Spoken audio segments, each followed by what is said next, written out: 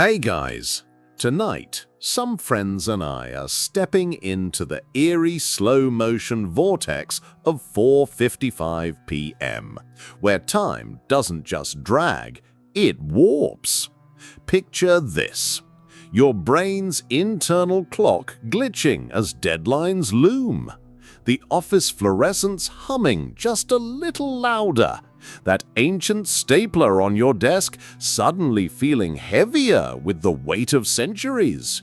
So, before you get comfortable, take a moment to like the video and subscribe, but only if you genuinely enjoy what we do here, and let us know in the comments where you're tuning in from and what time it is for you. It's always fascinating to see who's joining us from around the world. We're dissecting the miserable mathematics of meetings, untangling the quantum weirdness of Wi-Fi, and decoding why your keyboard's QWERTY layout secretly rules your life.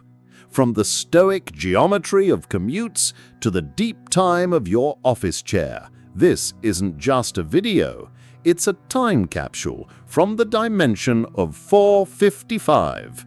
Now, dim the lights, maybe turn on a fan for that soft background hum, and let's ease into tonight's journey together. The coffee cup on your desk is a quiet theater of physical laws. When a spill dries into a ring, it does so not by accident, but through the Marangoni effect, where variations in surface tension, driven by uneven evaporation, pull liquid outward in a precise, almost inevitable pattern. When the coffee sloshes as you walk, it is vortex shedding at work, the fluid responding to the rhythm of your stride, oscillating with a frequency dictated by the shape of the cup and the speed of your movement. Its cooling follows the steady, measurable descent prescribed by thermodynamics, a reminder that energy disperses whether we notice or not. These are not quirks, but consequences, predictable, impersonal, indifferent. And yet, when the coffee spills, the reaction is rarely one of scientific curiosity. More often, it's irritation, a flash of frustration at the mess, as if the cup had betrayed you. This moment reveals more about perception than physics. The Stoics, particularly Epictetus, observed that it is not events themselves that disturb us, but our judgments about them. The spill is neutral. The anger is ours.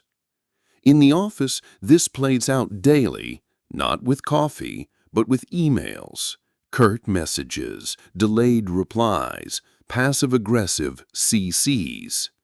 Like the sloshing liquid, these interactions are shaped by forces beyond any one person's full control: workload, miscommunication, stress, and organizational inertia. To react with resentment is to confuse the pattern with the intent, to treat a symptom as a moral failing. Understanding the physics behind workplace friction, the pressures, constraints, and invisible currents does not eliminate friction, but it can mitigate reactivity. It allows space between stimulus and response, a space where agency resides. History shows that systems, like fluids, have momentum and turbulence built into them. Thucydides understood this in his analysis of Athenian democracy, as did Weber in his study of bureaucracy. We inherit structures that shape behavior, but we are not absolved from choosing how we move within them. There is no formula for perfect equanimity, only the repeated, imperfect effort to observe without distortion. The cooling cup, the dried ring, the unread email, none demand our reaction. They invite interpretation. And in that invitation lies a quiet responsibility to respond not as a reflex, but as a choice. In a quiet meeting, one person yawns. Within minutes, two others follow, then a fourth, as if an invisible thread has pulled their jaws open in unison. No one speaks of it. No one admits to being tired. Yet the act spreads like a ripple through still water, effortless and uninvited. Science offers clues, but no definitive answer. Yawning may regulate brain temperature, signal shifts in alertness, or reflect a deep-seated form of social synchronization. The contagiousness of yawning appears across species, chimpanzees, dogs, even birds, suggesting it is not a flaw, but a feature woven into the biology of group living. What remains elusive is not just the mechanism, but the implication that we are more permeable to other states than we admit. In the office, this permeability extends far beyond yawning. Mood, anxiety, urgency, these too are catching. A colleague's sigh before a deadline can tighten the air in the room. A whispered complaint can seed doubt in otherwise stable minds. Like emotional resonance, these invisible transmissions shape workplace culture as much as any official policy. The Stoics, particularly Marcus Aurelius, urged vigilance over the mind's susceptibility to external influence. "You have power over your mind, not outside events," he wrote. This is not a call to suppress feeling, but to practice discernment, to notice the onset of a shared irritation or the pull of collective pessimism without automatically joining the current. Observing a yawn does not require returning one. Recognizing a wave of office cynicism does not oblige participation. The space between stimulus and response is where agency flickers, fragile but real. Historically, societies have relied on such unspoken synchrony for cohesion. Rituals, shared labor, even religious practices harness the power of collective rhythm. But in modern work environments, where stress accumulates silently and communication often bypasses genuine connection, these same mechanisms can amplify dissonance rather than harmony. There is no immunity, only awareness, and awareness is not a shield, but a tool, one that allows for deliberate alignment rather than passive absorption. To resist contagion is not to isolate, but to choose engagement consciously. The next yawn will come, as will the next wave of workplace tension. What follows is not predetermined. It is, quietly, a decision. The 8-hour workday is not a product of ergonomic studies or cognitive science, nor was it derived from centuries of refining human efficiency. It emerged instead from a slogan painted on a Scottish factory wall in 1817. 8 hours labor, 8 hours recreation, 8 hours rest, coined by social reformer Robert Owen. At the time, it was a radical plea for dignity in an industrializing world where 12 to 16-hour shifts were routine, and laborers, often children, collapsed from exhaustion. The demand was moral, not managerial, a call for balance in an era that treated time as a commodity to be extracted. Over decades, through strikes, union negotiations, and shifting social contracts, this ideal hardened into the standard 9-to-5 framework that now structures office life across much of the world. Yet its persistence does not imply inevitability. The rhythm of the modern workday is not inscribed in nature, but in history, a human agreement, fragile and revisable. For the office worker today, this realization carries quiet weight. The clock on the wall measures not biological necessity, but inherited compromise. The Stoics, particularly Seneca, were deeply attuned to the misuse of time. In On the Shortness of Life, he argued that it is not that we have too little time, but that we waste much of it, surrendering it to distraction, obligation, or passive compliance. The 8-hour day, then, is neither prison nor promise. It is a container, shaped by social forces beyond individual control, yet filled by choices within it. The Stoic question is not whether the system is fair, but how one meets it. Can discipline, focus, and purpose, what the Greeks called arete, or excellence, be cultivated within these arbitrary bounds? The answer does not depend on overhauling the structure, but on attending to one's own conduct within it.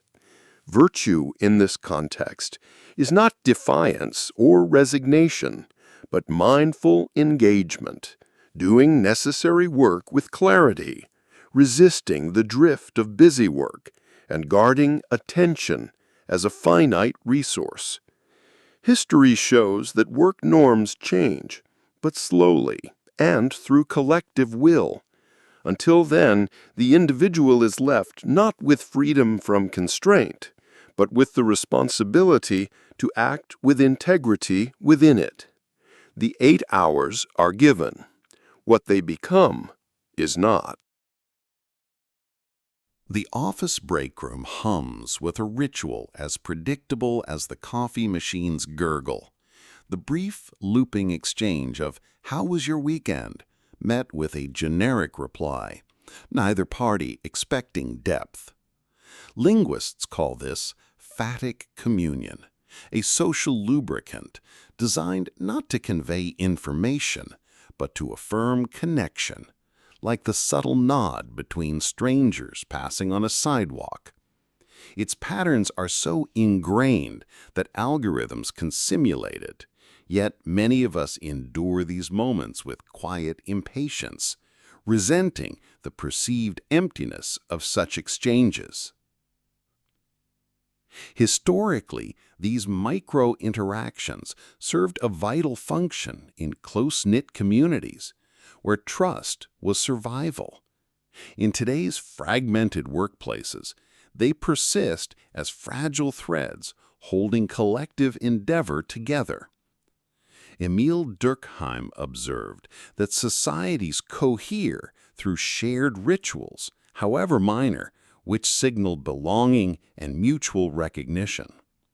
In the modern office, where digital communication often strips away nuance, these fleeting dialogues become low-stakes rehearsals for collaboration, testing whether the space between colleagues is safe enough for substantive work to follow. The Stoic insight here is not to dismiss the ritual as trivial, but to reframe it as an opportunity for disciplined presence. Epictetus taught that virtue lies in fulfilling one's role within the social fabric, however small. Resisting small talk as beneath you ignores its purpose. It is the handshake before the contract, the tuning of instruments before the symphony. One need not perform enthusiasm. Instead, one might practice attentive listening, the brief eye contact, the genuine "glad you're here" without internal commentary. This is not conformity, but conscious participation in the architecture of trust. History reminds us that social cohesion is perpetually provisional, built moment by moment. The Industrial Revolution eroded communal bonds that once sustained workers. Today's knowledge economy risks replicating that isolation through screens and silos. Yet, within the artificial constraint of the corporate day, these exchanges remain a voluntary act of social maintenance. There is no guarantee they will prevent misunderstanding or build deep rapport. only the quiet possibility that consistent, respectful engagement might make the ground firmer for shared effort. The ritual will not change, nor must one love it, but in choosing to meet it without disdain, one exercises agency, not to alter the structure of office life, but to tend the garden within it, one deliberate word at a time. The work begins long before the agenda does. The sting of a paper cut lingers long after the injury. A sharp, disproportionate ache from a wound barely visible. Science explains this. Paper slices cleanly through the dense network of nerve endings in fingertips. Those paper-thin edges often leaving microscopic fragments that irritate exposed tissue, while the open wound reacts to air like a raw nerve. Yet the physical pain is minor. What magnifies it is the mind's relentless focus, the way we keep probing the cut, turning a momentary breach into an enduring distraction. This mirrors the minor irritations of office life. The terse email, the interrupted presentation, the colleague's careless remark. Like a paper cut, these are rarely catastrophic injuries to our work or character, yet they can dominate our attention, inflating their significance through repetitive mental revisiting. Seneca, in his Letters on Tranquility, noted that pain exists not in the event itself, but in our judgment of it. A truth now echoed by modern neuroscience, which shows how emotional pain pathways activate similarly to physical ones, especially when perceived as social threats. Historically, societies have grappled with distinguishing real harm from perceived slights. Medieval monks practiced examen to scrutinize their reactions, while Enlightenment thinkers like Adam Smith framed moral judgment as an internal, impartial spectator, weighing grievances. In today's workplace, where digital communication strips away nuance and stress primes us for threat detection, these micro-irritations become paper cuts of the psyche, small but insistent. The Stoic task isn't to deny the sting, but to question its weight. Is this a fracture in my integrity, or merely a surface scratch demanding my fixation? Agency lies in redirecting attention from the wound to the response. Just as we might rinse a paper cut to remove irritants, we can cleanse minor frustrations by acknowledging them without feeding their narrative, returning focus to the work at hand. This isn't suppression, but discernment, recognizing that while we cannot control every slight, we choose which ones we allow to fester. Office culture often rewards performative busyness over calm stewardship of attention. Yet history shows resilience grows in such quiet disciplines. There are no guarantees that reframing will eliminate friction. Office places will always have paper cuts, but each small irritation becomes a voluntary checkpoint, a chance to practice the precision of judgment, to let the sting pass without embedding its splinters in our thoughts. The cut heals when we stop probing it. What remains is the work and the choice to do it well. The commute begins with a ritual of anticipation. The office worker grips the wheel, eyes fixed on the dashboard clock, calculating arrival time down to the minute.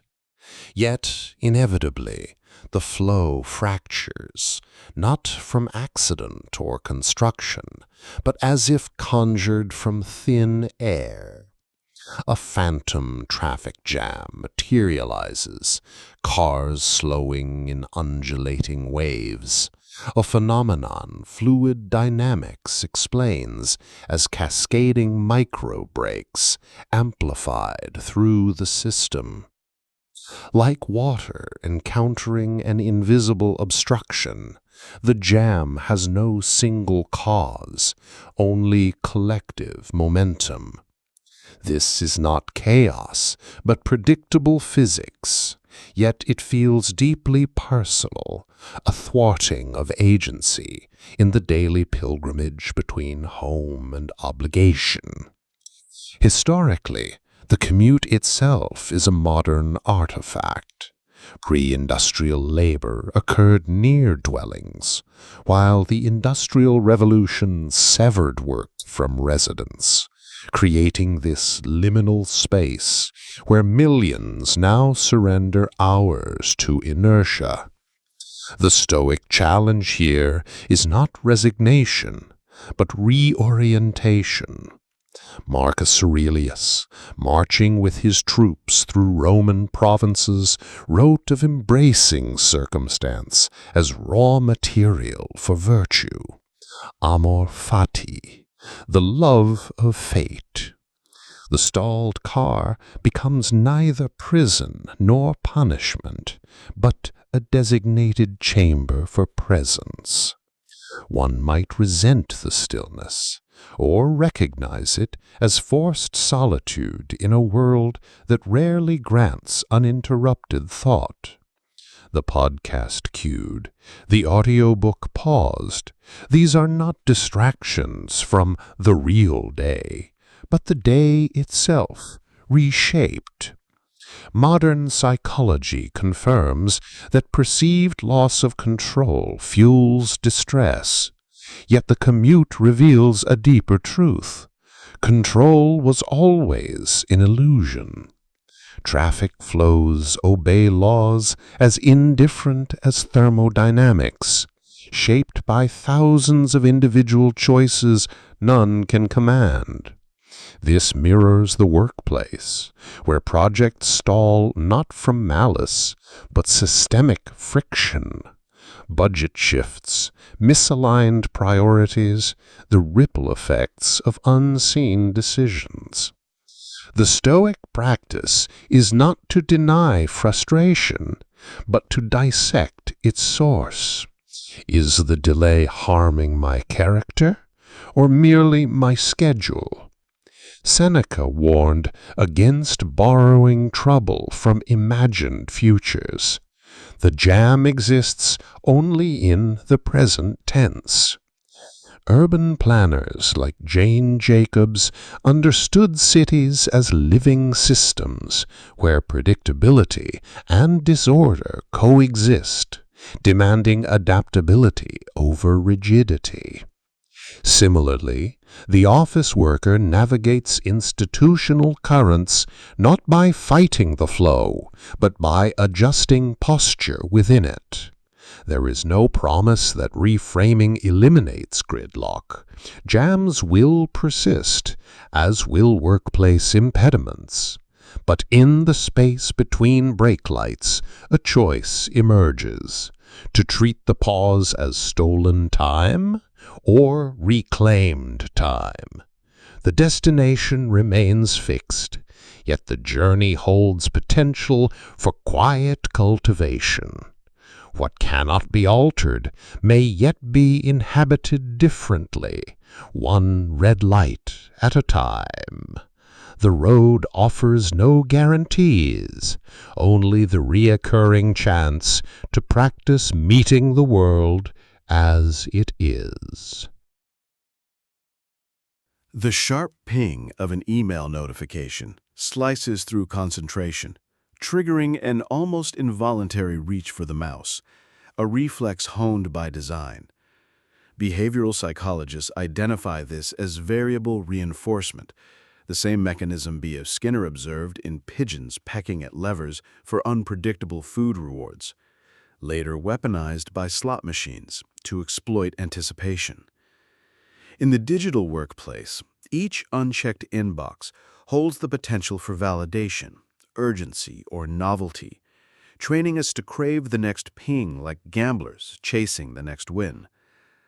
This is not a personal failing, but an engineered compulsion. Software architects deliberately harness dopamine's fleeting rewards to bind attention to screens. Historically, such manipulations of human psychology emerged alongside industrialization's demand for predictable labor rhythms. Now they infiltrate the cognitive realm, fragmenting the very focus modern work requires. The office worker staring at a half-finished report while compulsively refreshing their inbox participates in a quiet erosion of agency, a surrender not to malice, but to systems optimized for engagement over integrity. Stoicism offers no condemnation of the impulse, only clarity about its source. Seneca in On the Shortness of Life lamented how people are distracted by noxious and unnecessary pursuits, mistaking busyness for purpose. The ping is neither enemy nor ally. It is a signal demanding interpretation. To mistake notification for obligation is to outsource judgment to algorithmic designers, ceding sovereignty over one's attention. Yet resistance need not be heroic. It begins with acknowledging the trap. Scheduling email checks transforms reactivity into ritual, a small assertion of temporal autonomy within structures designed to dissolve it. This practice echoes ancient monastic horologia, structured intervals for prayer and labor that protected contemplative space against worldly demands. In today's context, it becomes a secular discipline, carving islands of focus in a sea of digital noise, not through willpower alone, but by redesigning the environment. The broader lesson transcends email. Modern work inundates us with designed distractions, each promising efficiency while fracturing attention. Historians like Lewis Mumford traced such tensions to the mechanical clock's rise, which replaced natural rhythms with abstract time. Now, digital interfaces fracture that abstraction further. We inherit systems that reward reactivity, yet history shows such norms are malleable. The choice to pause the inbox is not isolation, but recalibration, a recognition that true responsiveness requires periods of deliberate unavailability.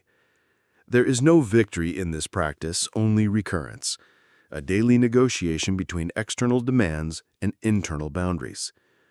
Each scheduled check becomes a micro-reclamation of agency, a refusal to let engineered urgency dictate the terms of engagement. The inbox will never stop pinging. The work will always beckon.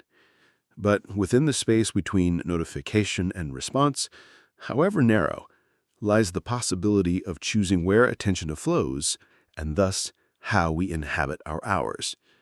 The discipline is not in never yielding, but in consciously deciding when to yield. The office chair beneath you is a silent archive of deep time. Its plastic shell, derived from ancient plankton, compressed over millions of years into fossil fuels, carries the weight of vanished oceans. The steel frame originated in stellar furnaces, forged in supernovae that scattered elemental dust across the cosmos long before Earth coalesced. Even the fabric weave traces back to plants drawing carbon from an atmosphere older than humanity. These materials, reshaped by human industry, now anchor you in a conference room where the agenda feels urgent, the disagreements sharp. Geologist Marcia Bjornerud describes this as timefulness, the capacity to perceive our fleeting moments within Earth's vast chronology. During a tedious budget meeting, such awareness becomes a quiet rebellion against the tyranny of the immediate. Marcus Aurelius practiced a similar mental exercise, the view from above, imagining the sprawl of human affairs from a cosmic vantage to dissolve petty grievances. Here, the chair itself offers that elevation. The atoms in its structure have witnessed continents drift and species rise and fall, yet now they support your frustration over a delayed project timeline. This is not escapism, but recalibration. The Stoic concept of sympatheia, the interconnectedness of all things, gains texture when you consider that the carbon in your chair once cycled through primordial forests and now cycles through your own breath. History reveals how industrialization severed our sense of temporal continuity. We treat resources as infinite because their origins lie buried in geological time. Yet recognizing this lineage fosters responsibility.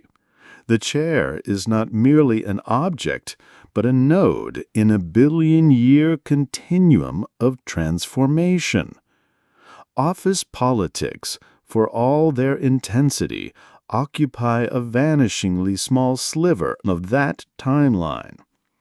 This perspective does not dismiss real workplace tensions. Deadlines matter. Conflicts require resolution. But it strips them of existential weight. Seneca noted that our suffering often stems from mistaking transient events for permanent conditions. Contemplating deep time does not solve a colleague's passive-aggressive comment, but it creates space to respond without surrendering to its emotional gravity. There is no promise that cosmic awareness will eliminate office friction. The next meeting will still test patience. Yet, in choosing to see the stellar history in the chair's metal or the ancient seas in its plastic, we exercise a subtle agency, refusing to let the narrow frame of the present dictate our inner scale. The chair remains fixed, but the perspective is movable. Each time we notice the deep time woven into ordinary objects, we reclaim a fragment of mental sovereignty, not by denying the workday's demands, but by situating them within a truth larger than any single agenda. The meeting ends. The atoms endure. What shifts is how we inhabit the interval between. The Sunday evening restlessness arrives not with a crash, but a whisper, a low hum of unfinished tasks circling the mind like persistent gnats. A report left incomplete, an email unreturned, a decision deferred. These open loops trigger the Zeigarnik effect, a psychological phenomenon identified by Bluma Zeigarnik in the 1920s, wherein the brain clings to unresolved matters with disproportionate urgency. Neurologically, such tasks activate the prefrontal cortex, creating cognitive tension that lingers until closure is achieved. In pre-industrial societies, work naturally concluded with daylight or seasonal cycles. Today's knowledge economy, however, dissolves these boundaries, leaving mental tabs perpetually open. The office worker scrolling through weekend messages while attempting to unwind embodies this modern paradox. Physically disengaged, yet mentally tethered. leisure poisoned by phantom obligations. Historically, such fragmentation mirrors the Industrial Revolution's severing of labor from natural rhythms, but now amplified by digital connectivity, a shift sociologist Hartmut Rosa terms social acceleration, where time itself feels increasingly scarce. The Stoic response is neither denial nor frantic completion, but intentional ritual. Epictetus distinguished between what is up to us, our judgments, actions, and what is not, external outcomes. An unfinished task becomes manageable when transformed from an amorphous anxiety into a concrete, externalized plan. Writing Draft Client Proposal, Section 3, in a notebook isn't mere organization. It is a deliberate act of cognitive closure, signaling to the brain, this is contained, it has its place. Modern research validates this. Studies show that documenting pending tasks reduces intrusive thoughts by 40%, freeing mental bandwidth for genuine respite. This practice echoes Marcus Aurelius's midnight meditations, where he'd mentally lay down his burden before sleep, not by erasing duties, but by framing them within a structure of purposeful action. It reframes leisure not as escapism, but as a necessary recalibration, honoring Seneca's warning that leisure without study is death. Yet this ritual carries no magical promise. The list won't vanish Monday's challenges, nor will it eliminate stress. History reminds us that human unease predates email. Montaigne lamented the fever of unfinished business in 16th century essays. The value lies in the agency exercised, choosing to confront the open loop with clarity, rather than surrendering to its diffuse dread. In a culture that equates busyness with worth, this small act becomes quietly subversive, a refusal to let work colonize the mind's sanctuaries. The notebook page holds no guarantees, only the possibility of presence, the ability to fully inhabit a conversation with a child, a walk in the park, or the quiet of an empty room. What matters isn't the elimination of tension, but the conscious redirection of attention from what could be to what is. The unfinished task remains, but its power diminishes when met with disciplined acknowledgement rather than avoidance. True freedom in the knowledge economy may not lie in doing more, but in learning, one deliberate entry at a time, how to safely set the work down, and trust it will still be there, orderly and waiting, when we choose to return. The evening belongs to us again, not because the work is done, but because we've chosen how to hold it. The QWERTY keyboard beneath your fingers is a fossil of industrial compromise.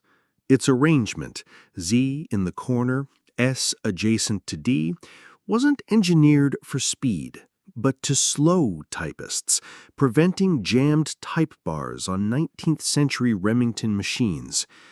When mechanical constraints vanished with digital keyboards, QWERTY persisted not through merit, but path dependency, a collective inertia where switching costs outweighed potential gains.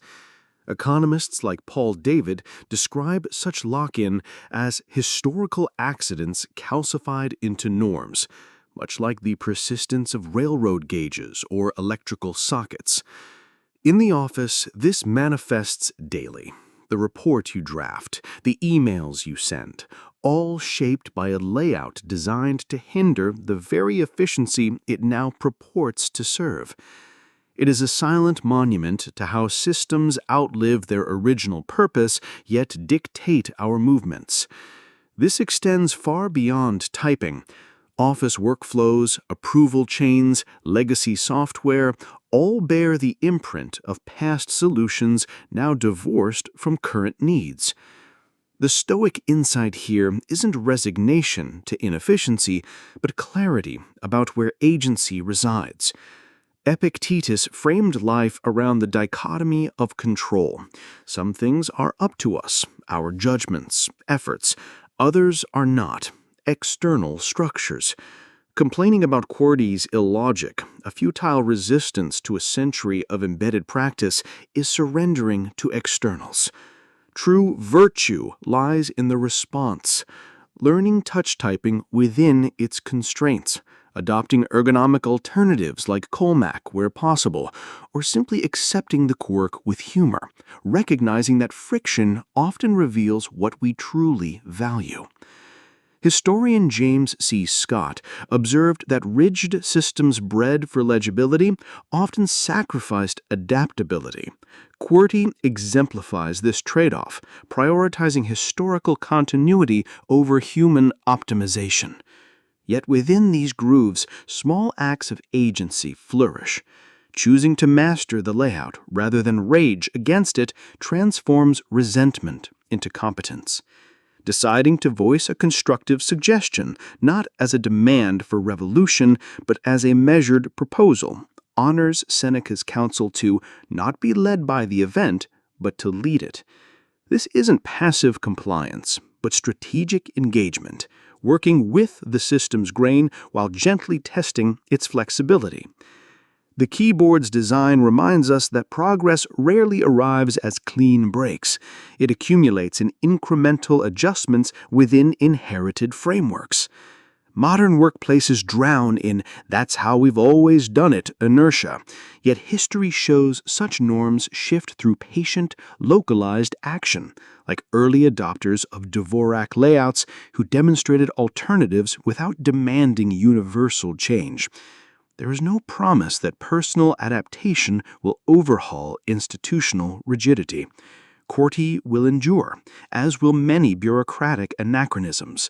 But in the space between keystroke and outcome, a choice emerges: to let the layout define your frustration or to redefine your relationship to it.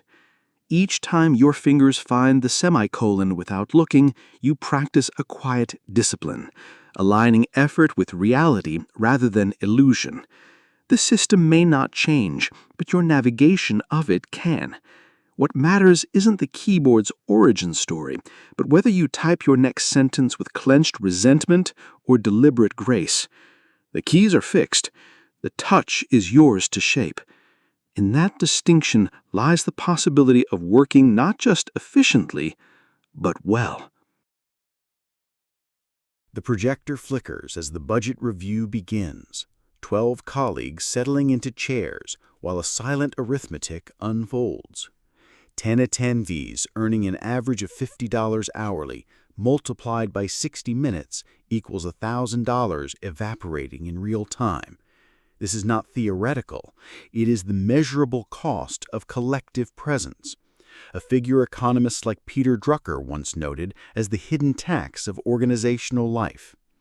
Historically, the meeting as ritual gained sacred status during the rise of mid-century corporate bureaucracy, a solution to coordination problems that calcified into dogma long after its original purpose blurred. Like the QWERTY keyboard, it persists through path dependency, the fear of missing out, the illusion of progress through discussion, the unspoken rule that visibility equals value.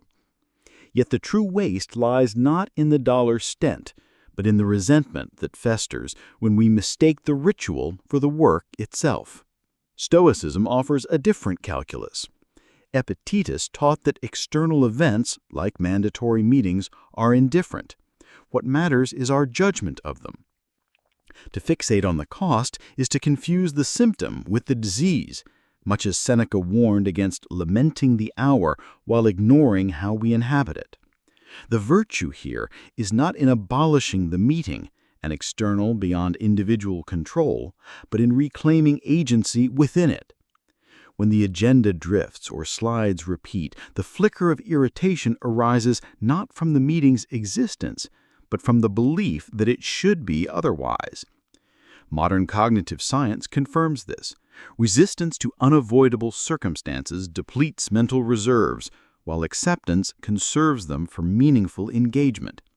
The practice becomes subtle, a deliberate breath before speaking, a refusal to let boredom spiral into cynicism, the choice to listen for one useful insight rather than scanning for escape.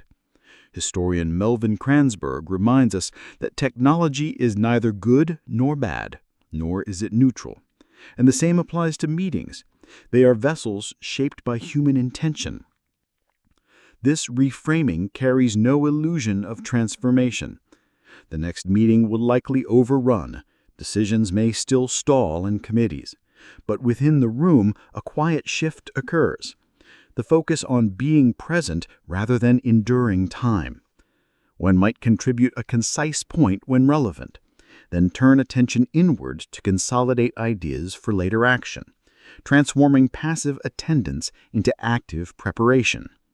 It echoes Marcus Aurelius's discipline of attention: waste no more time arguing what a good person should be. Be one.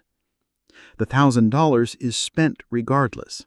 What remains unaccounted for is the cost of our distraction, the energy lost in silent protest. There is no victory in this practice, only incremental recalibration. A daily choice to treat the meeting not as stolen time, but as a shared space where clarity might still emerge. The projector hums. The budget slides advance.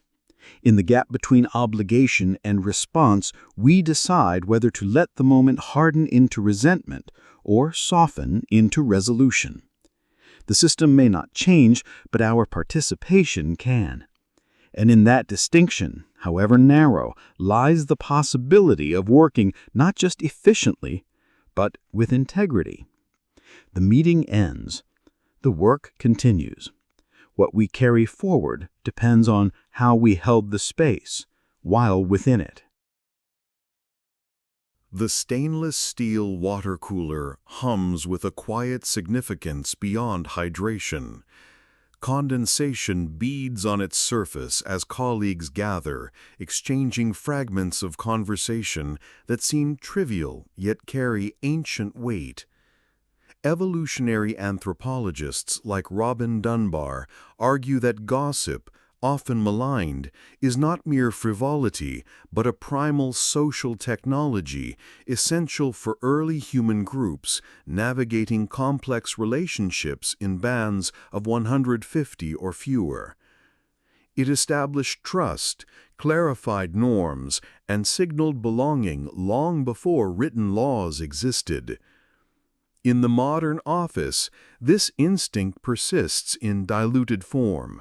The whispered update on a colleague's promotion, the shared laugh about a client's eccentricity, the quiet reassurance that Sarah handled the crisis well. These exchanges, like the grooming rituals of primates, weave the invisible threads of cohesion in environments where formal hierarchies often obscure genuine connection. Yet the same mechanism that binds can also fracture. When gossip curdles into malice, spreading unverified rumors or weaponizing vulnerability, it replicates the very tribal fractures our ancestors relied on gossip to prevent. This duality demands conscious navigation. The Stoics, particularly Musonius Rufus, emphasized that speech is neither inherently virtuous nor vicious. Its morality lies in intent and effect. Standing by the cooler, one faces a quiet choice: to channel this primal impulse toward eunoia, beautiful thinking as the Greeks termed it, or towards discord. A comment like, "I heard the team pulled together brilliantly on the Thompson account. Maybe we could learn from their process," redirects gossip from judgment to insight, transforming it into communal scaffolding. Historically, such micro-interactions have shaped workplace culture more durably than top-down mandates. Jane Jacobs observed how sidewalk eyes and casual exchanges built urban resilience, while industrial-era factory floors relied on informal networks to counter dehumanizing systems. The office water cooler, then, is not a void to endure, but a ritual space where social architecture is quietly reinforced or eroded. Accepting this does not require forced cheerfulness. It asks only for awareness, recognizing that every utterance either tightens or frays the social fabric. The Stoic practice here is not suppression but precision, choosing words that acknowledge shared humanity without crossing into harm, much as Seneca advised writing letters to cultivate the better part of ourselves. There is no guarantee that virtuous gossip will halt office politics. History shows social dynamics resist simplistic fixes. But in the space between thought and speech, agency flickers. Each exchange becomes a voluntary stitch in the collective tapestry, sometimes mending, sometimes tearing. The cooler will always draw people. What flows from it depends on the deliberate restraint of those who gather. To speak with care is not naivety, but an act of quiet stewardship. Understanding that the most enduring workplaces are not built in boardrooms, but in the spaces between sips of water, where trust is distilled drop by drop. The next comment is yours to shape, not as a grand gesture, but as a daily affirmation that how we speak matters, even here. The final minutes before 5 p.m. stretch like taffy, each tick of the clock magnified by the body's restless anticipation. At 4:55, the workday's end feels not as a fixed point, but as a horizon receding with every glance at the screen. This phenomenon, known as time dilation in psychology, arises from the brain's heightened focus on temporal markers when reward is imminent. Neurologically, dopamine surges in expectation of release trigger a feedback loop where attention narrows to the clock's crawl, distorting perception. Industrial workers in 19th century mills noted similar distortions during shift transitions, their bodies straining against the artificial segmentation of time imposed by factory whistles, a rupture from pre-industrial rhythms where labor ended with daylight or task completion. Historian E.P. Thompson observed how industrial capitalism invented time as a measurable commodity, severing work from natural cycles and embedding this tension in modern office life. For the contemporary worker, this moment reveals a quiet battleground between external structure and internal tempo. The Stoic response, as articulated by Marcus Aurelius in his Meditations on Presence, is not to resist the sensation, but to inhabit it fully.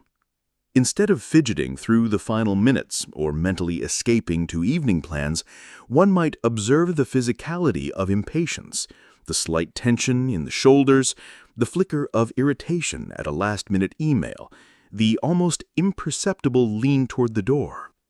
Seneca, in On the Shortness of Life, warned that we suffer more in imagination than in reality. The agony of waiting is amplified not by time itself, but by our judgment that these minutes are wasted.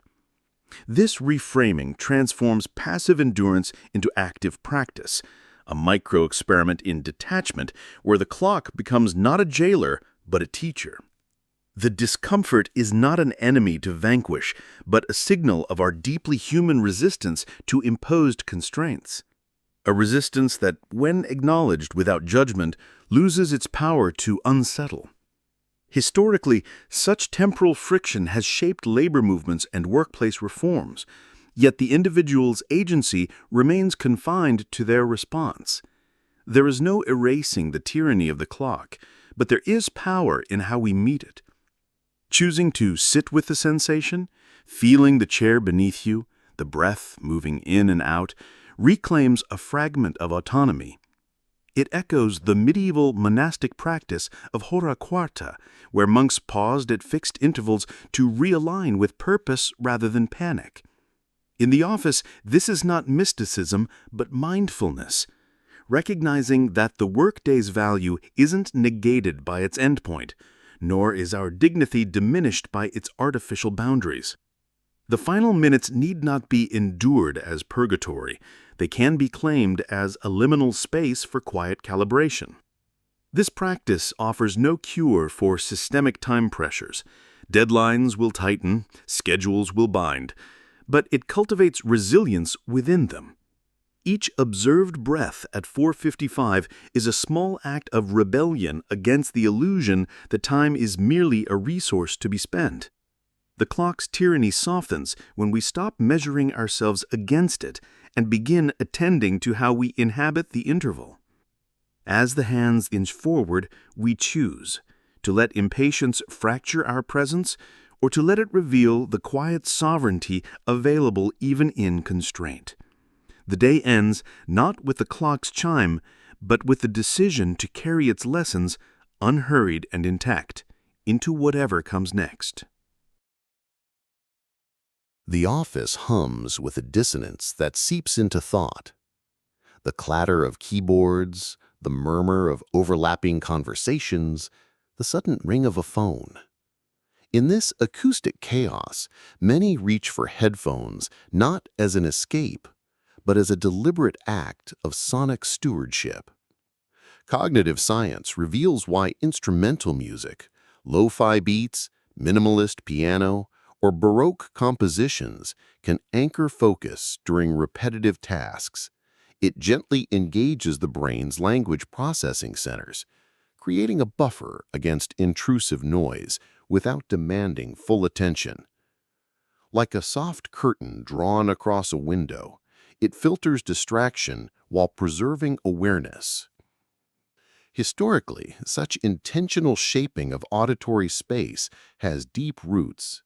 Medieval monks sought silence in cloisters to guard contemplation, while 19th-century factory workers endured deafening machinery that eroded mental coherence. Today's open-plan offices, designed for collaboration, often replicate that sensory overload, turning ambient sound into an invisible tax on concentration.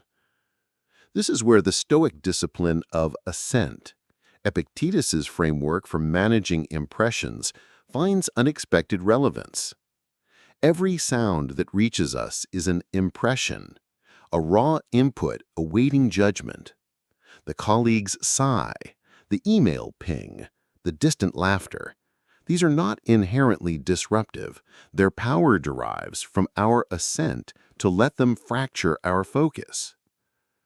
Curating a sonic environment becomes a modern exercise in this ancient practice, choosing which impressions to entertain and which to gently deflect.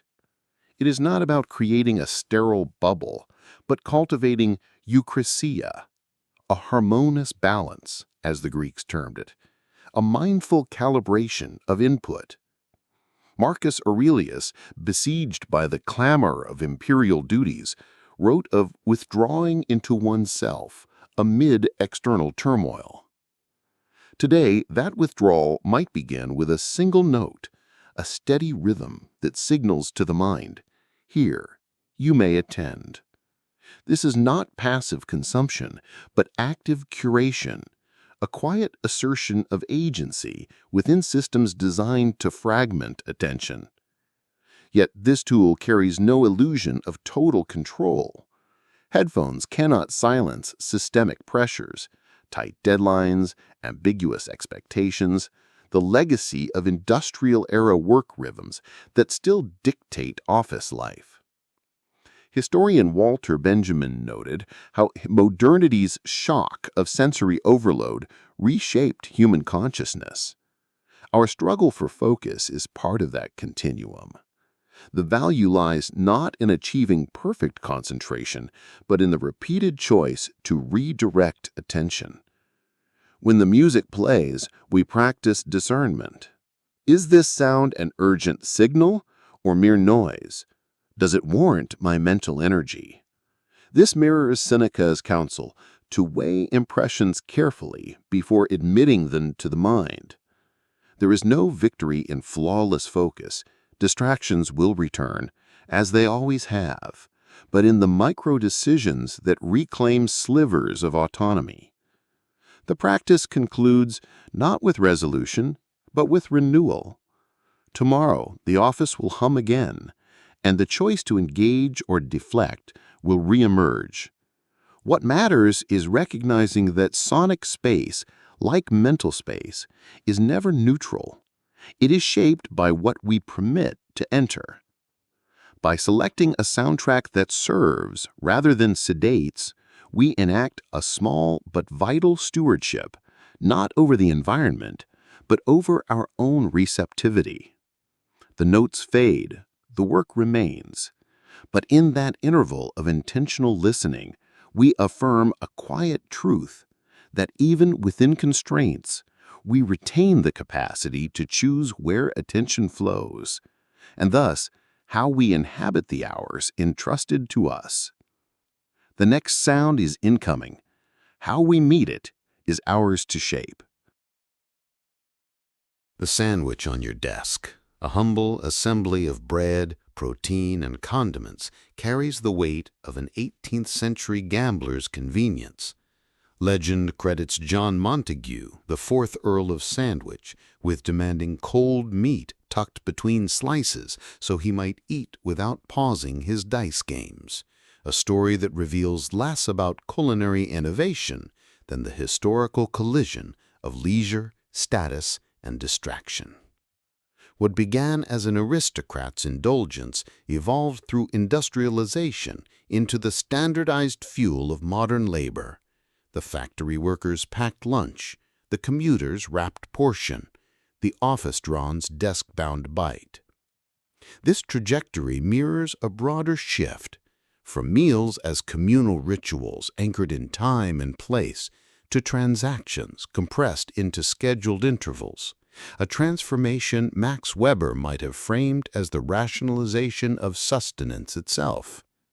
The sandwich, in its portability and disposability, embodies the knowledge economy's quiet demand: consume without disrupting productivity. Yet its very mundanity exposes attention.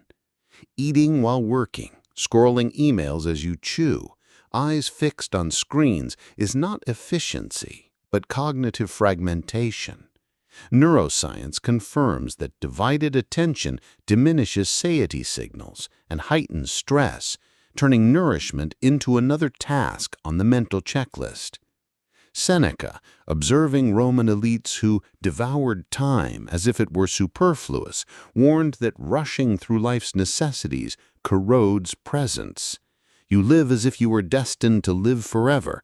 No thought of your frailty ever enters your head. The desk lunch, then, becomes a microcosm of modern alienation, a surrender to the illusion that time saved is time gained, when in truth it is attention lost.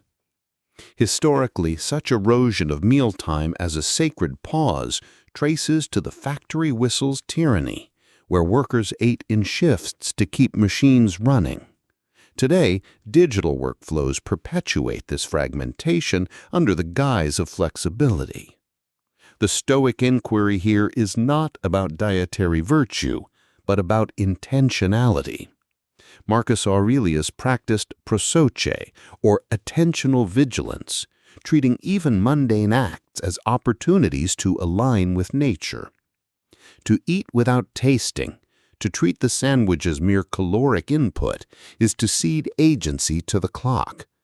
But stepping away, even for 5 minutes, transforms refueling into resistance, a deliberate disconnection where bread becomes bread again, not a prop for productivity. This is not indulgence, but recalibration, honoring Epictetus's distinction between what is up to us, our focus, our pace, and what is not, the inbox, the meeting schedule. The act requires no grand overhaul, only the quiet choice to set down the phone, feel the texture of the meal, and acknowledge the body's quiet plea for presence. There is no promise that such pauses will halt the tide of workplace demands. Systemic rhythms resist individual remedy. Yet within the constraint of the 8-hour day, this small ritual reclaims a fragment of sovereignty. It echoes Thoreau's call to suck the marrow of life, not through escapism, but through deep engagement with the ordinary. The sandwich will always be convenient, but convenience need not dictate consciousness. Each time you choose to eat as if the meal matters, to honor the labor behind the bread, the centuries of tradition in the gesture, you practice a quiet fidelity to your own humanity. The next bite may still be taken at your desk, but the question remains, will you taste it or merely consume it? The answer, however small, is yours to shape, a daily affirmation that even within the machine, we retain the capacity to nourish not just the body, but the soul's insistence on being here now. The cursor hovers over the Archive button as another notification flashes, a fleeting thrill of closure when the inbox shrinks to 0. This compulsion is not mere habit, but a psychological echo. The Zeigarnik effect, identified in 1920s Berlin cafes, where waiters recalled unpaid orders with obsessive clarity, now weaponized by digital design.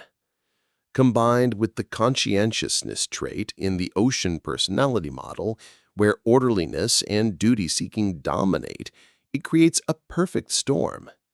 Each cleared message delivers a micro-dopamine reward, mistaking transactional completion for meaningful accomplishment. Historically, this mirrors industrialization's shift from task-based labor, finishing a chair, to time-based labor, filling 8 hours, now amplified in knowledge work, where productivity is measured by visible activity rather than substance.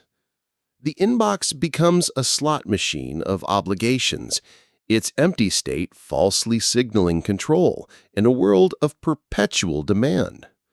Yet the Stoic lens reveals a deeper entanglement.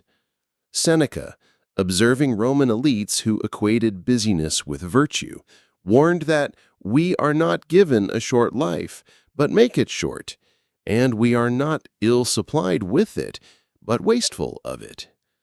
Inbox 0, for all its allure, is a tyrannical external, a digital mirage promising mastery while obscuring the reality that communication serves work, not the reverse. Epictetus's dichotomy of control sharpens the distinction. The inbox's contents are indifferent. Our judgment of them is where agency resides. To tie self-worth to an empty screen is to outsource dignity to an algorithm, confusing motion with purpose. Historian Lewis Mumford noted how clocks once fragmented time into disposable units. Today, the inbox fractures attention into similarly atomized demands, each ping a demand for assent. The virtuous practice isn't inbox conquest, but intentional engagement, replying with clarity, archiving without ritual, and recognizing that a full inbox may hold genuine connection, while 0 may signify disengagement. This awareness offers no tidy solution, Corporate culture still rewards visible reactivity over quiet depth, and conscientiousness, once a virtue, can curdle into self-punishing perfectionism. Yet, within constraints, small acts of discernment accumulate. Drafting replies with a single objective, silencing non-urgent channels during deep work, or simply closing the tab to reclaim temporal sovereignty. Marcus Aurelius practiced kathekon, appropriate action, focusing on duty's quality rather than its quantification. Applied here, it means asking not "is my inbox empty?" but "did this message serve its purpose?" There is no victory in sustaining zero. Emails will return, as they always have, but in the daily recalibration of attention. Each mindful reply becomes a quiet assertion that communication exists to foster understanding, not to feed anxiety. The inbox will never be neutral ground. It is shaped by corporate incentives and psychological vulnerabilities alike.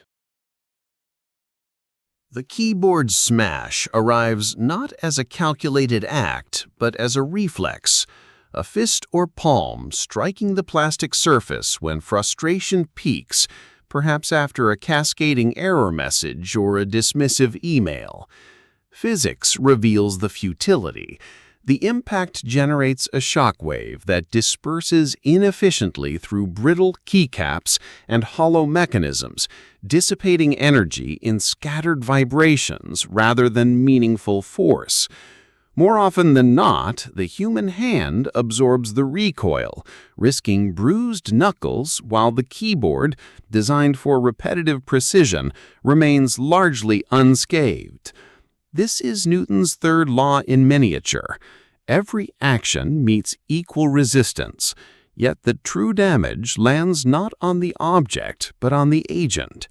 Historically, such outbursts mirror the tension between industrial labor's physical demands and modern knowledge work's psychological strains.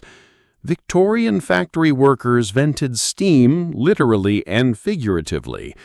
Today's office workers confront invisible pressures, cognitive overload, ambiguous expectations, where rage has no clear target, turning the desk itself into a symbolic adversary. Stoicism reframes this moment not as moral failure, but as misdirected energy. Epictetus observed that anger arises when we mistake externals for personal affronts, treating indifferent events as intentional harms. The keyboard smash embodies this error. The machine neither conspires nor judges, yet we channel systemic frustrations into a single, futile gesture. Diogenes the Cynic once mocked Alexander the Great by waving a lantern in daylight, seeking an honest man, a theatrical redirection of indignation toward purpose. Similarly, the virtuous response to frustration lies not in suppression, but in conscious transmutation. That surge of adrenaline, that clenched-jawed tension, could instead fuel a deliberate pause, closing the laptop to breathe, drafting a measured reply after 20 minutes, or even channeling the physical energy into a brisk walk down the hallway. Seneca, in On Anger, urged transforming destructive impulses into a steady and controlled motion, recognizing that rage, like any force, gains value only when directed toward constructive ends. This practice acknowledges the reality of workplace stress without surrendering to it. Modern offices, stripped of physical outlets that once accompanied labor, leave emotional energy to pool in digital interactions, a dynamic sociologist Arlie Hochschild identified as emotional labor in The Managed Heart. Yet within these constraints, agency persists in micro-decisions, noticing the body's warning signs before the smash occurs, or afterward, choosing to assess the root cause rather than the symptom. There is no promise of perpetual calm. Deadlines will tighten, systems will glitch. But each time frustration arises, it presents a choice: to let energy scatter in noise or to gather it toward clarity. The keyboard remains a neutral tool, its keys indifferent to fury. What shifts is whether we treat the moment as proof of helplessness or as an invitation to practice stewardship of our own vitality. The 3 p.m. slump arrives with a familiar pull toward the vending machine, a craving for salt or sugar that feels both urgent and shameful. Neuroscience explains this as biology, not weakness. Stress triggers cortisol release, prompting the brain to seek rapid dopamine and opioid surges from high-fat, high-sugar foods. These substances temporarily quiet the amygdala's alarm, offering a chemical reprieve from cognitive overload. Historically, this mechanism served survival. Our ancestors needed quick energy to flee predators. But in the modern office, where threats are emails rather than tigers, it becomes a maladaptive loop. Industrial-era workers burned stress through physical labor. Today's knowledge workers sit with it, their bodies wired for movement but tethered to screens. Sociologist Max Weber might frame this as the iron cage of rationalized labor, where emotional exhaustion finds relief not in rest, but in consumption, perpetuating cycles of fatigue and craving. The Stoic insight lies not in condemning the impulse, but in recognizing it as a physiological signal demanding interpretation. Epictetus taught that between stimulus and response exists a space for prohairesis, moral choice. The craving itself is indifferent. The assent to act on it is where agency resides. Seneca, in his letters to Lucilius, described bodily discipline not as punishment, but as preparation for mental clarity. The mind that is sound abides in a sound body. This isn't about willpower, but awareness, a deliberate pause to observe the craving's physicality, the tightness in the chest, the dry mouth, the almost primal fixation on the snack drawer.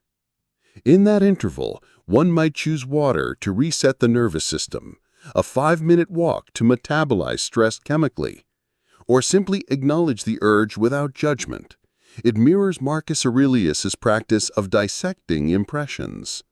Is this craving serving my purpose or hijacking it? This reframing carries no illusion of effortless mastery. Corporate environments often exacerbate the cycle. Tight deadlines, poor lighting, and the normalization of desk eating create conditions where processed foods become the path of least resistance. Historian Ann C. Becker notes how stress eating patterns intensified alongside the rise of industrial food systems in the 20th century, transforming biological impulses into engineered dependencies. But within these constraints, small acts of discernment accumulate. Choosing an apple over a candy bar isn't virtue signaling. It's a quiet assertion that one's well-being matters more than momentary chemical relief. The practice isn't perfection, but redirection. Each time the craving arises, treating it as data rather than destiny.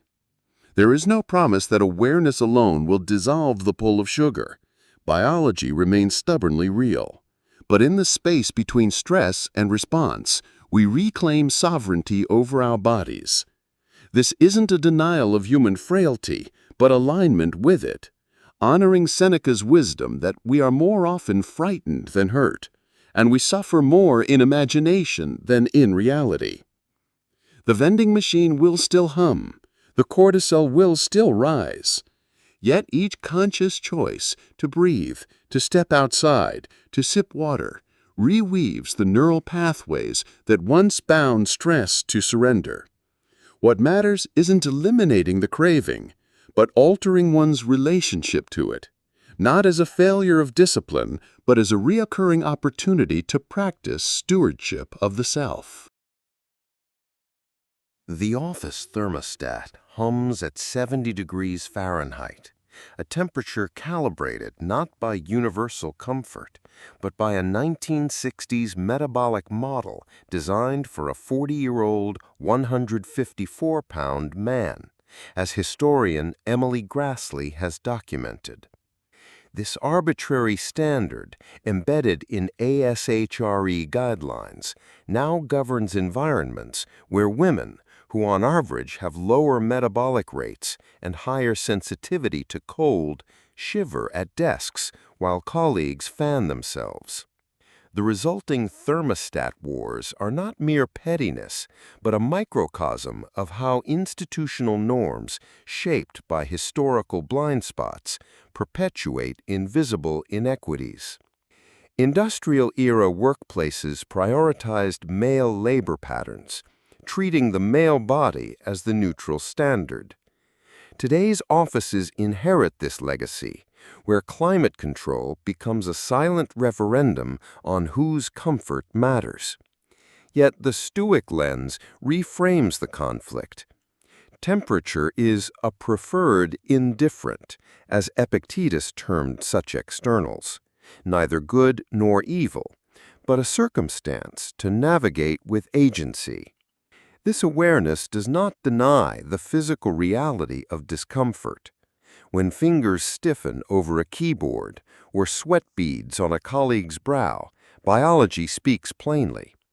Seneca acknowledged that bodily pain is an inevitable part of life, yet warned against letting it dominate the mind. The virtue lies in not demanding universal compliance, an impossibility in shared spaces, but in disciplined preparation. A cardigan folded in a drawer, a desk fan discreetly positioned. These small acts embody prosoche, the Stoic practice of mindful attention to what is within one's control.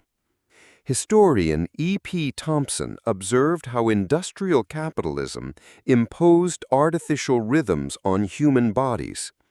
Today, we confront its thermal echo. But unlike factory workers bound to sweltering mills, the modern office offers latitude, tiny rebellions of self-care that honor the body without surrendering to resentment. The deeper lesson transcends temperature. Marcus Aurelius, governing an empire rife with inequity, practiced amor fati, not loving the injustice, but working skillfully within its constraints. Similarly, adjusting one's layering is a daily rehearsal in distinguishing between what must be endured and what can be shaped. This practice offers no utopian resolution. Thermostats will still swing, and systemic biases persist. Yet in the space between discomfort and reaction, a choice emerges: to let the chill harden into bitterness, or to treat it as data for action. Each time you reach for your cardigan without complaint, you exercise a subtle sovereignty, refusing to let externals dictate inner peace.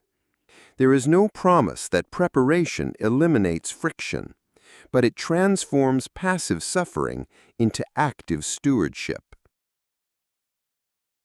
The sensation arrives mid-sentence in a spreadsheet.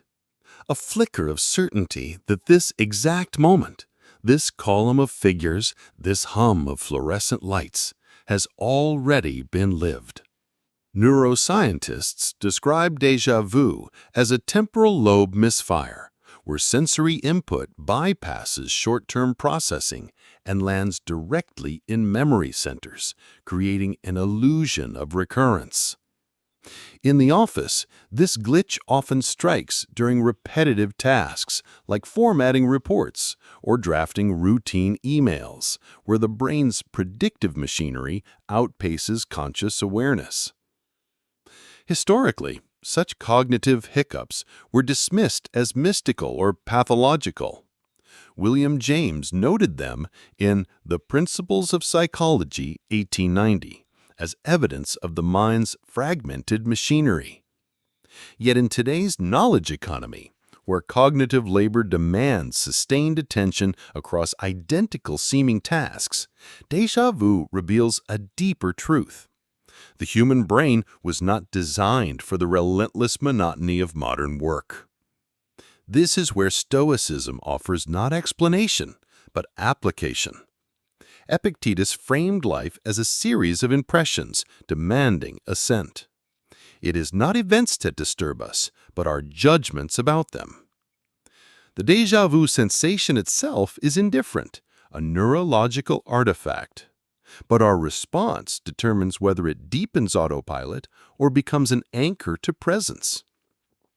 When the TPS report déjà vu hits, most reflexively dismiss it as fatigue. The Stoic practice, however, treats it as a mindfulness bell, a prompt to pause, feel the chair beneath you, and consciously re-engage with the task.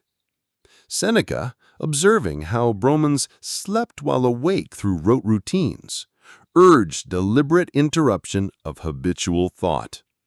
We must seize the present, for fleeting opportunity favors no one. In the office, this means transforming the glitch into a ritual, using that split-second disorientation to reset attention, align posture, or breathe deliberately before continuing. This approach acknowledges systemic realities. Open-plan offices, fragmented workflows, and digital pings fragment attention, making cognitive autopilot inevitable. There is no promise of perpetual focus. The brain will still misfire. Spreadsheets will still blur. But in the space between recognition and response, we choose whether to let the moment harden into disengagement or soften into renewal. Modern studies confirm that brief mindfulness interventions reduce cognitive errors by 22% in repetitive tasks, not through willpower, but by honoring the brain's need for micro-resets. The progress bar on your screen pulses with deceptive life, a smooth, rhythmic crawl from left to right that promises completion, even when the underlying process stalls. User experience designers long ago discovered this illusion. A moving bar, however arbitrary, tricks the brain into perceiving weights as 12% shorter than static indicators, leveraging our innate need for narrative closure.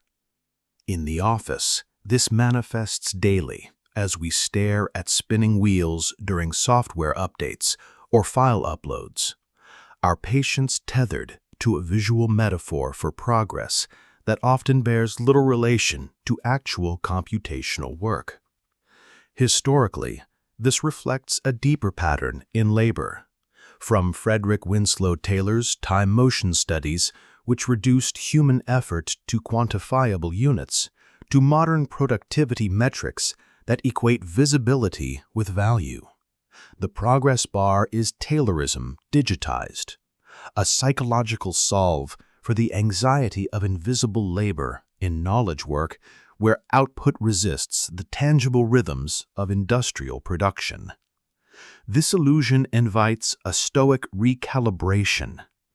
Seneca, observing how Romans fixated on distant goals while neglecting the present, wrote that we suffer more in imagination than in reality. The bar's movement is neither truth nor lie, but an external indifferent, a circumstance to navigate, not a measure of worth. Virtue lies not in demanding instant completion, an impossibility, but in reclaiming agency within the weight. When the bar freezes at 78%, frustration arises not from the delay itself, but from the judgment that time is wasted. Marcus Aurelius practiced kathantakon, focusing on duty's quality within constraints by attending to the immediate task rather than its endpoint. Applied here, this means redirecting attention, drafting the next email while waiting, noting how breath steadies the pulse, or simply observing the bar's artificial rhythm without surrendering to impatience. The progress bar, like all metrics, is a human construct. Our relationship to it reveals whether we serve the tool or let it serve us. Modern workplaces amplify this tension through productivity theater, where visible activity substitutes for meaningful output. Historian Melvin Kranzberg's adage that technology is neither good nor bad, nor is it neutral, applies acutely. The progress bar shapes behavior by making waiting feel purposeful, yet it risks conflating motion with progress. There is no erasing such illusions. Digital workflows will always demand patience, but within them, small acts of discernment accumulate. Choosing to step away from the screen during a long upload honors Epictetus's distinction between what is up to us, our focus, and what is not, processing speed.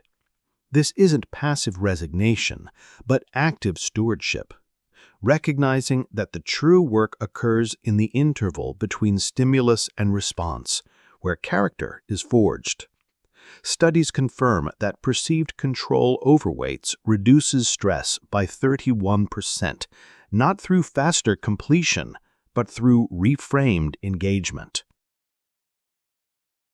The office plant on your desk, perhaps a resilient pothos or a slow-growing snake plant, exists in a state of quiet equipoise that humans rarely achieve. Without a nervous system to generate complaints or anxiety, it exhibits phototropism, bending toward the nearest window with unwavering patience, and thigmotropism, adjusting its growth around obstacles like a monitor or coffee mug. These responses are not choices, but biological imperatives. The plant neither resents the fluorescent lights that replace sunlight, nor mourns when relocated for office rearrangements. It simply reorients, converting constraint into adaptation. Historically, this mirrors humanity's own struggle to reconcile with natural limits. Seneca, observing how Roman elites raged against minor inconveniences while ignoring true hardship, noted in letters to Lucilius that we suffer not from the events themselves, but from our judgments of them. The plant embodies this truth without conscious effort, its existence a living testament to oikeiosis, the Stoic principle of harmonizing with one's circumstances. This contrast reveals a modern paradox. Knowledge workers, blessed with reason and agency, often suffer more from perceived slights than from actual deprivation.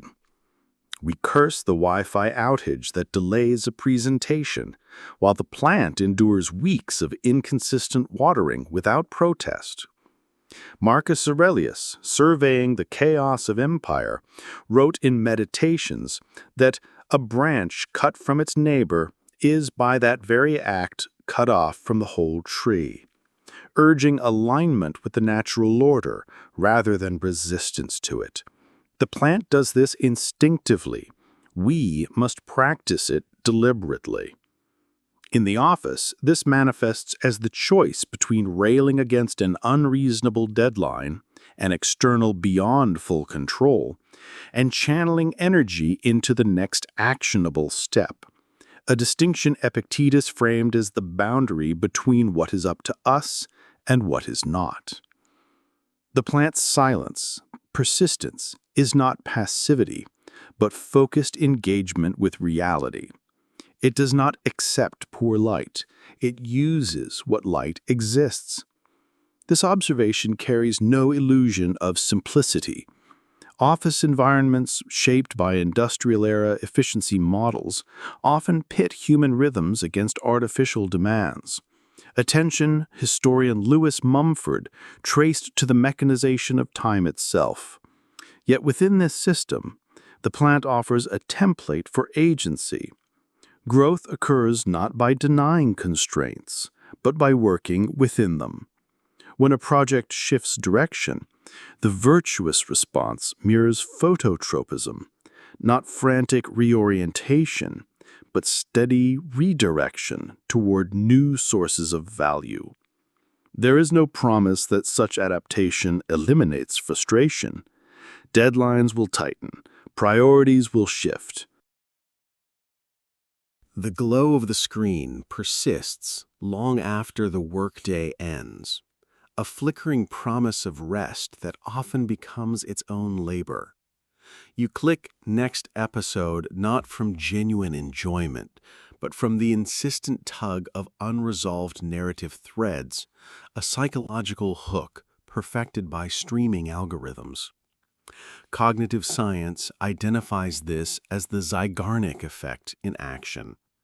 Cliffhangers exploit the brain's aversion to open loops, generating low-grade anxiety that compels continuation. Historically, leisure was not designed to be consumed this way. In pre-industrial societies, rest followed natural rhythms.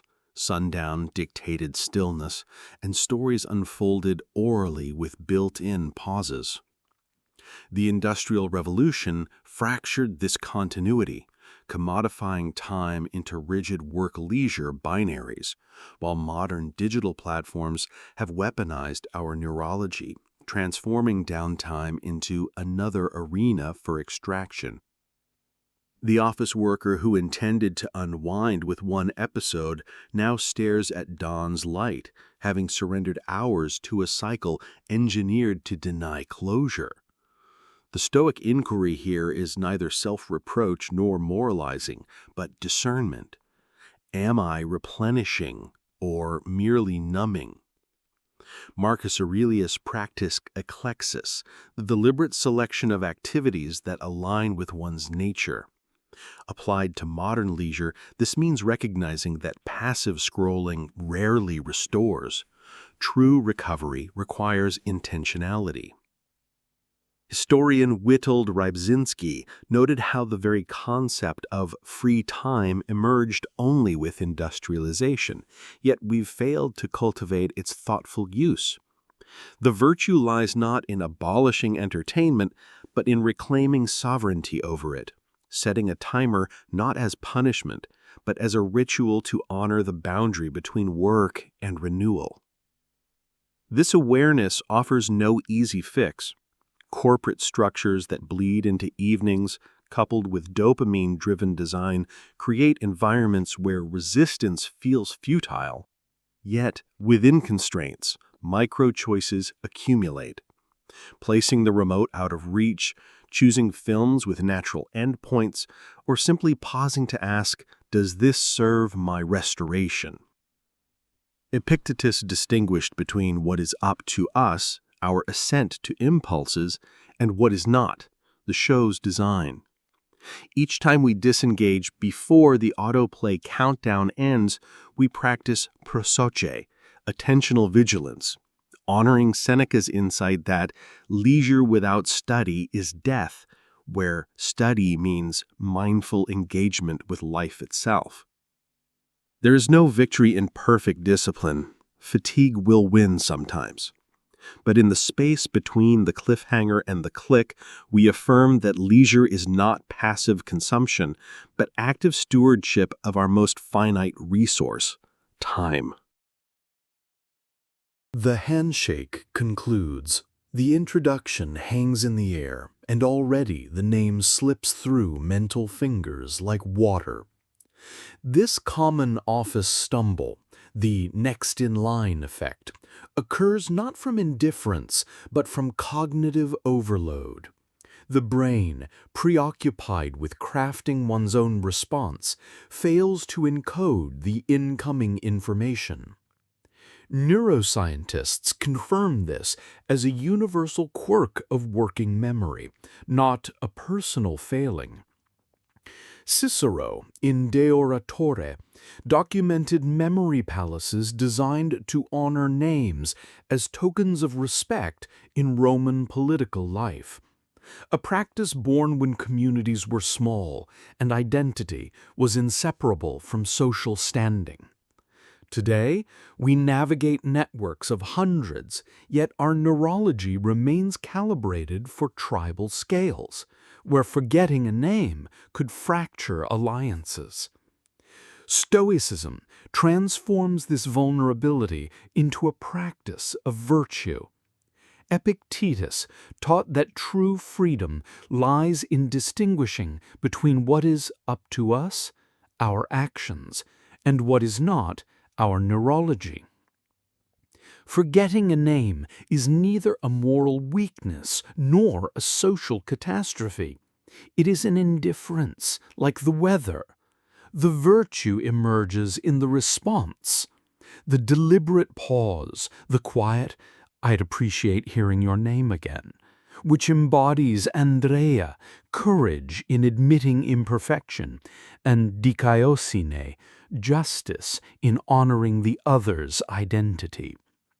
Seneca, observing how Romans masked ignorance with bluster, urged that the greatest remedy for being deceived is to have been deceived, a call to humility as the foundation of authentic connection. In the office, this moment becomes a microtest of character. Will the lapse trigger defensive irritation or an opportunity to practice grace? Historian Norbert Elias noted how modernity's civilizing process demands constant emotional regulation. Here, the forgotten name is not a rupture, but a chance to exercise that discipline with kindness. This awareness does not eliminate the stumble. Cognitive load will persist in workplaces designed for speed over depth, and names will continue to evaporate mid-sentence. Yet, within the constraint, agency resides in the recovery. Choosing to ask again, not with flustered apology, but calm curiosity, reweaves the social thread. It echoes Marcus Aurelius's practice of oikaiosisis, treating each interaction as a chance to align with our shared humanity. There is no promise of perfect recall. Neuroscience confirms memory's fragility.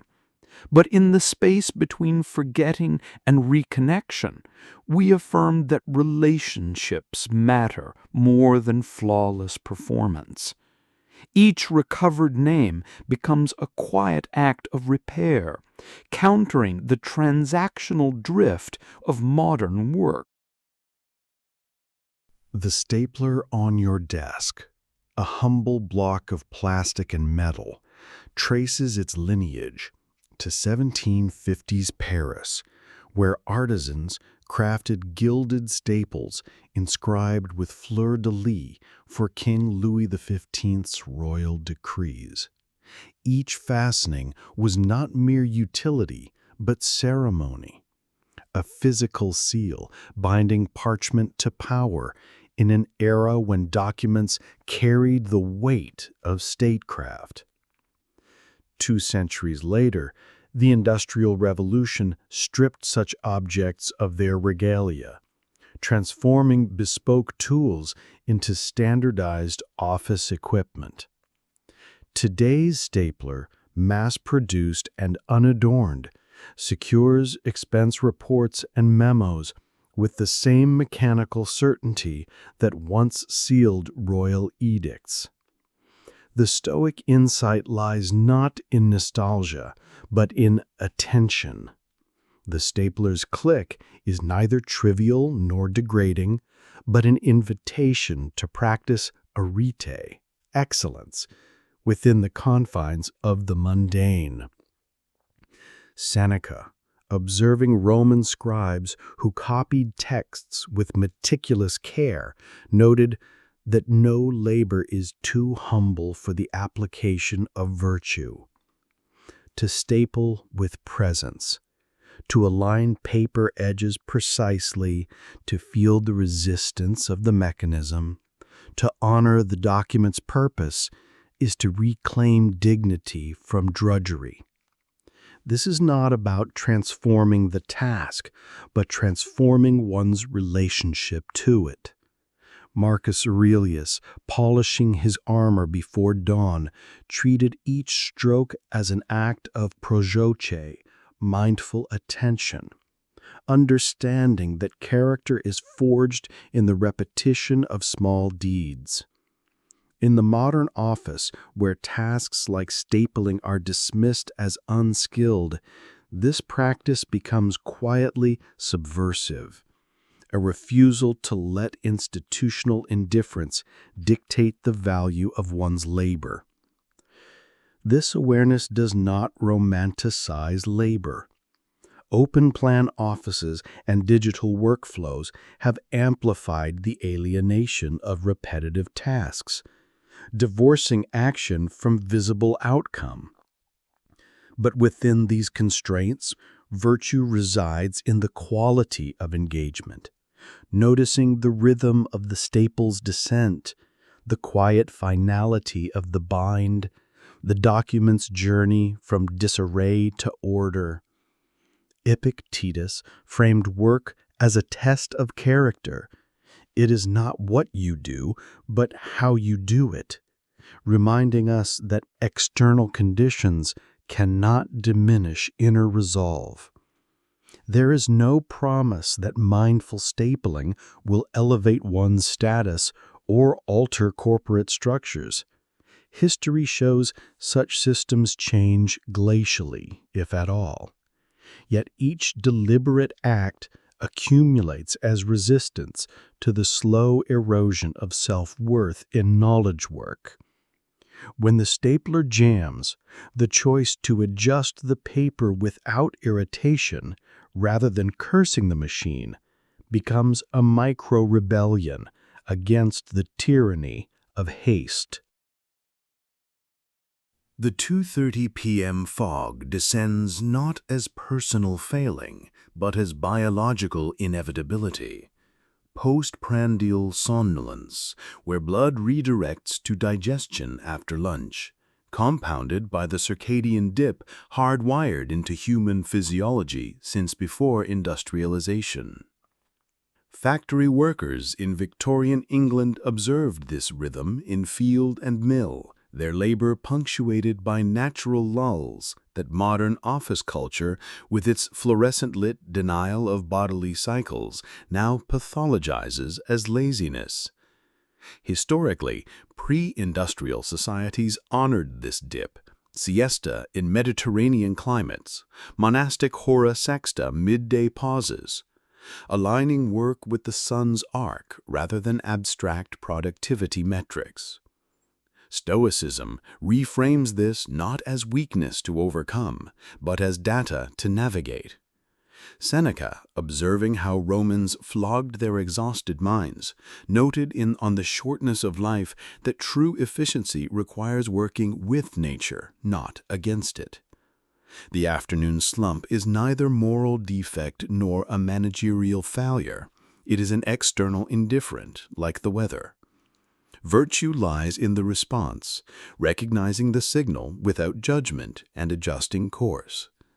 Marcus Aurelius, governing an empire, structured his day around natural energy cycles, reserving complex decisions for morning clarity. This awareness confronts modern workplace delusions. Corporate culture still equates stillness with idleness, ignoring historian E.P. Thompson's insight that industrial capitalism invented time as a weapon against natural human tempo. There is no promise that such adjustments will erase systemic pressures. Open-plan offices and relentless pings will persist. But in the space between fatigue and response, we practice oikeiesis, harmonizing with our embodied reality rather than warring against it. Neuroscience confirms that strategic rest periods boost afternoon productivity by 18%, not through willpower, but by respecting physiological truth. The glow of the screen illuminates another cascading email thread. Reply All transforms a routine update into a digital avalanche. 30 colleagues now looped into a discussion about conference room availability. What begins as a minor oversight swells through the bystander effect. Each recipient assumes someone else will halt the chain, and social proof, where the growing recipient list signals implicit permission to contribute. This phenomenon, documented by psychologists like Bibb Latane and John Darley in the 1960s, reveals how group dynamics dilute individual responsibility in shared spaces. In offices designed for connectivity, the inbox becomes a public square where noise drowns out signal, and the unspoken rule emerges. If no one stops it, it must be acceptable. Stoicism reframes this not as a technical glitch, but as a test of character. Epictetus taught that virtue lies in the discipline of assent, the conscious choice to engage or withhold judgment. Clicking Reply All is rarely an act of malice.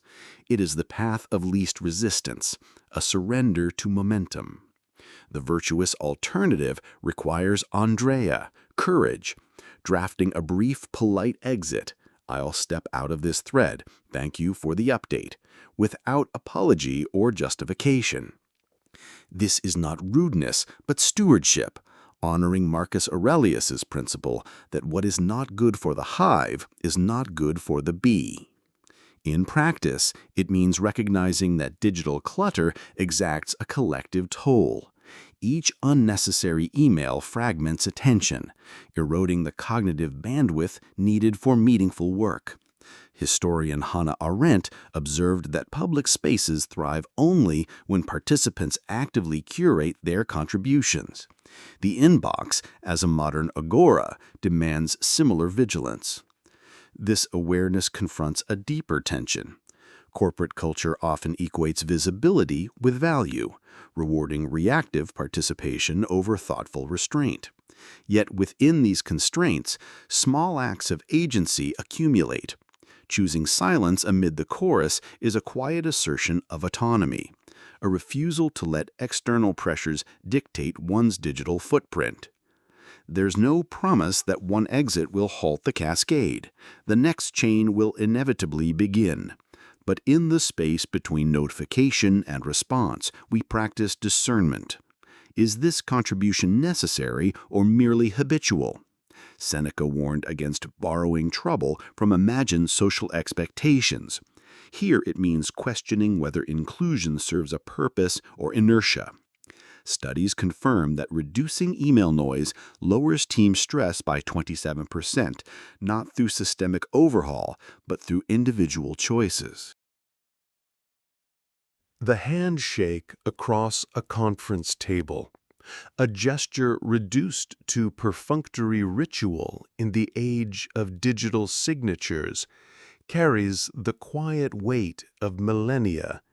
Its origins, as historian F.E. Adcock noted, likely served as a weapon check, open palms pressed together to signal peaceful intent in ancient Mesopotamian trade or Greek diplomacy.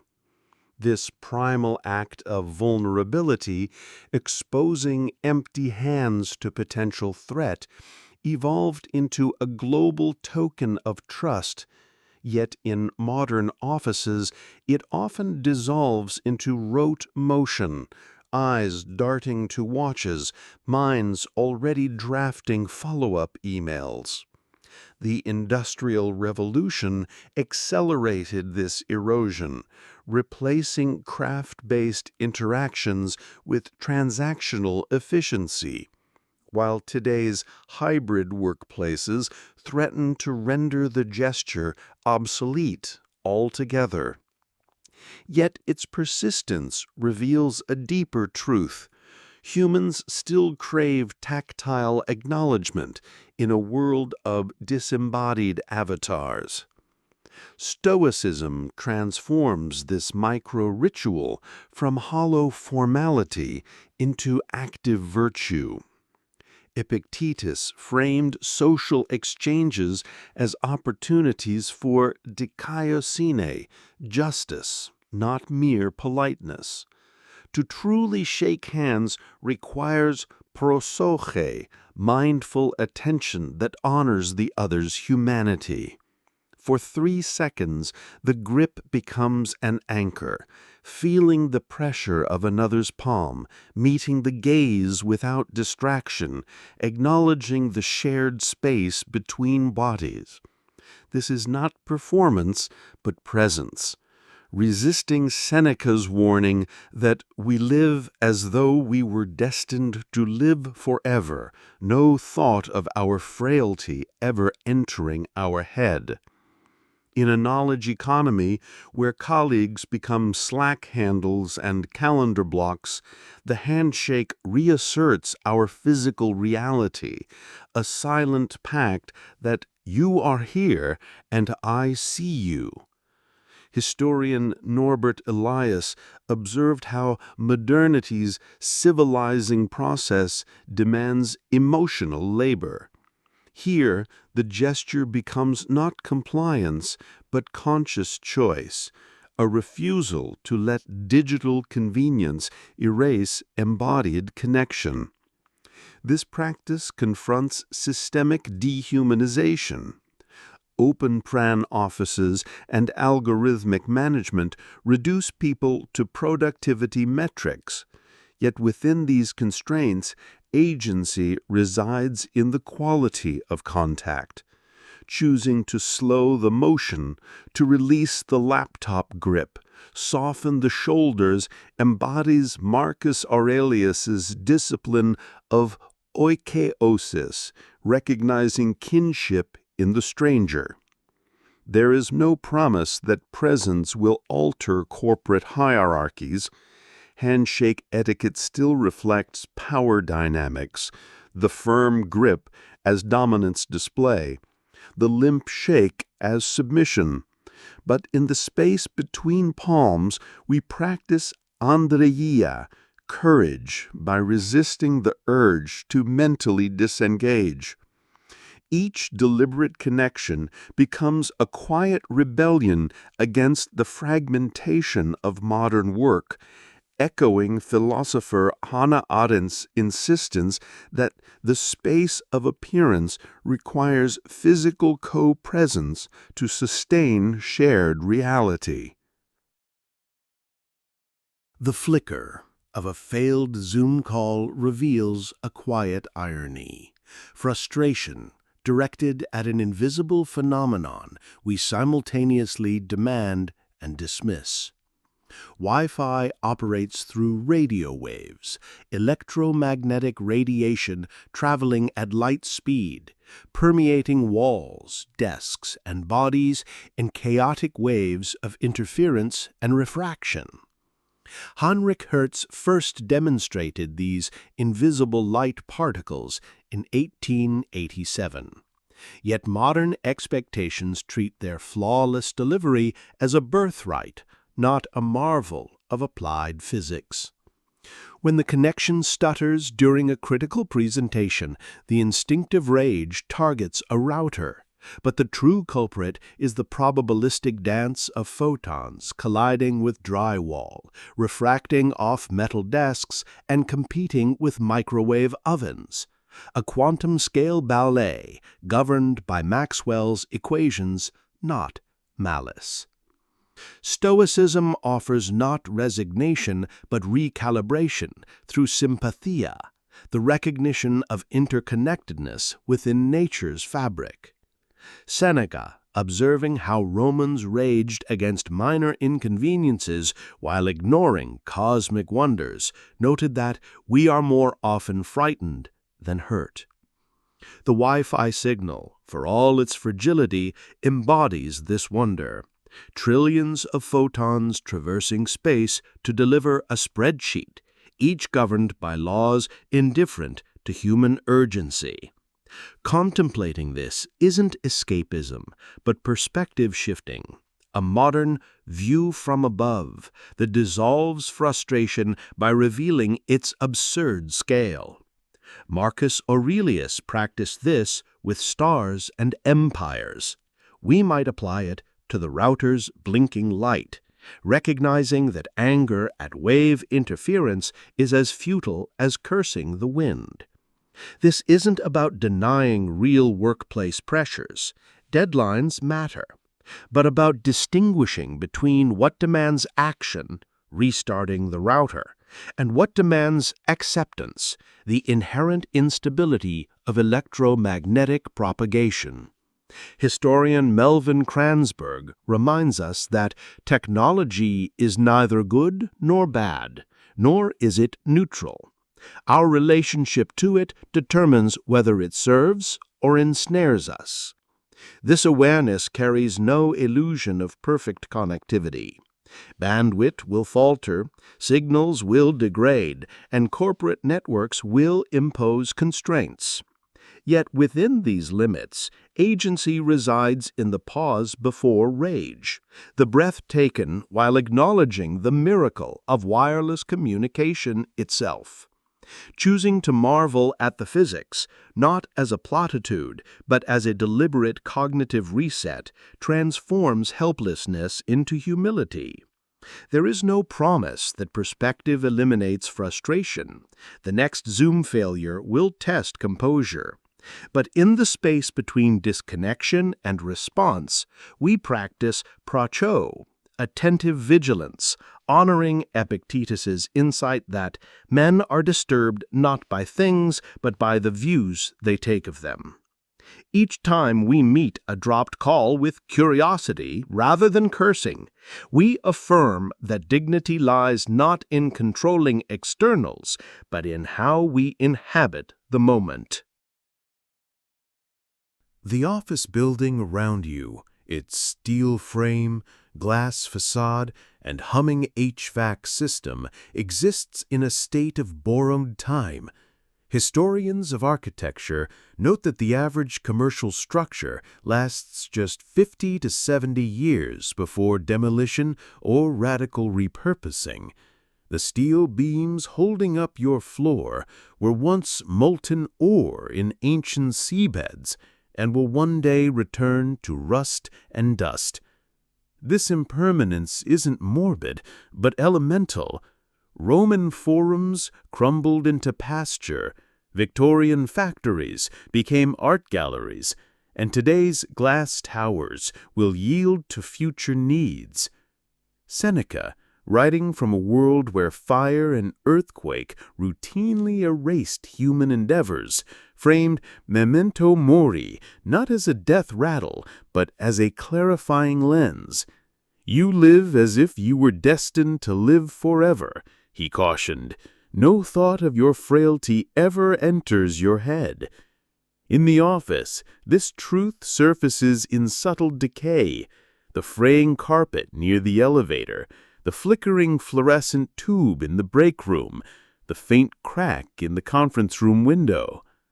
These are not flaws, but reminders that the structure, like our tenure within it, is provisional. This awareness reframes the daily grind with quiet precision. The petty argument over spreadsheet formatting, the anxiety about a missed promotion, the dread of an impending audit, all shrink against the scale of geological time and human transience. Marcus Aurelius, surveying Rome's marble monuments, wrote that time is a river of passing events, urging focus on what endures, virtuous action.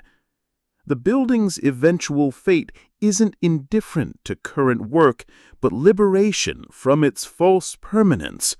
When the quarterly report feels like an existential burden, Memento Mori whispers, "This document, like the desk it rests upon, will vanish. What matters is how you engaged with it. Did you act with integrity, clarity, and care for others?" Historian Walter Benjamin observed how modernity's phantasmagoria of progress obscures decay, lulling us into believing our systems are eternal. Yet acknowledging impermanence fosters responsibility. If this space is temporary, how will we honor it while we're here? This practice rejects both despair and denial. Industrial capitalism sells the illusion of endless growth, buildings as monuments to permanence, careers as linear ascents, while reality hums with entropy.